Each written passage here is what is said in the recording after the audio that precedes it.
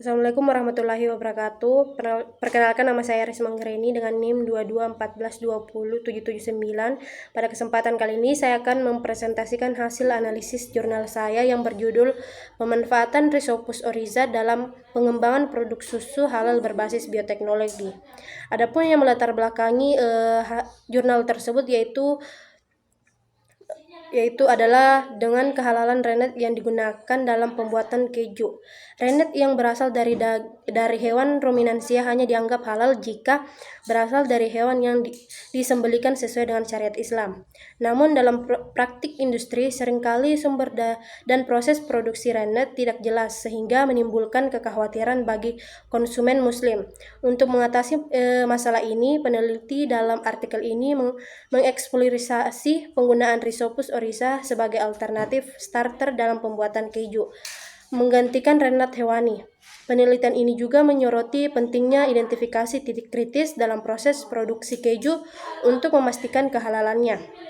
Adapun metode penelitian yang digunakan pada artikel ini yaitu metode penelitian ini menggunakan rancangan acak lengkap dengan variasi starter Rhizopus oryza sebesar 25%, 50%, dan 100% tanpa rennet komersial.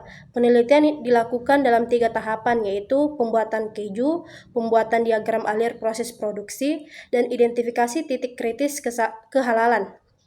Sterilisasi dilakukan dengan oven yang 160 derajat Celcius selama 2 jam dan autoclave 121 derajat Celcius selama 30 menit. Kultur keju Rhizopus oryza dikembangkan dalam media PDA dalam inkubasi 37 derajat Celcius selama 3 atau sampai 4 hari. Data dianalisis menggunakan analisis variasi dan uji dunkan selama 50%. Sedangkan hasil penelitian diukur melalui Readymans Chart, yaitu perbandingan berat keju dengan susu yang digunakan. Adapun hasilnya yaitu hasil penelitian menunjukkan bahwa Rhizopus oryza dapat digunakan sebagai starter dalam pembuatan keju dan berpotensi menggantikan rennet.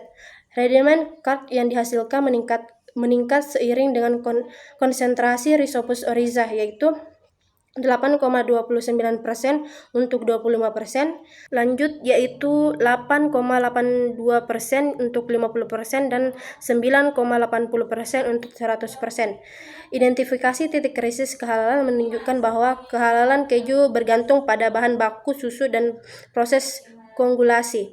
Penggunaan Rhizopus oryza sebagai agen konjugasi lebih menjamin kehalalan dibandingkan rennet hewani selama media pertumbuhannya bebas dari bahan haram. Dengan demikian, Rhizopus oryza dapat menjadi alternatif halal untuk produksi keju. Adapun siklus hidup dari jamur yaitu terdiri dari fase vegetasi dan fase produktif. Pada fase vegetasi, jamur tumbuh dan menyerap nutrisi melalui hifa yang membentuk jaringan miselium. Saat kondisi lingkungan mendukung, jamur memasuki fase produktif yang bisa terjadi produktif secara seksual maupun aseksual. Reproduksi aseksual terjadi melalui spora yang dihasilkan di sporagium, sedangkan reproduksi seksual melibatkan peleburan hifa dari 2 individu yang menghasilkan spora baru dengan keragaman genetik. Spora ini kemudian tumbuh menjadi miselium baru, mengulangi siklus hidup jamur. Adapun kesimpulan dari jurnal tersebut yaitu terdapat titik kritis dalam proses pembuatan keju yakni bahan baku dan tahap koagulasi. Pemanfaatan bioteknologi sangat luas, mencakup berbagai bidang, salah satunya dalam pemenuhannya. Untuk menjamin kehalalan produksi makanan hasil bioteknologi harus memperhatikan keseluruhan proses produksi baik bahan baku, proses pengolahan maupun penyimpanan yang harus terbebas dari bahan tidak halal.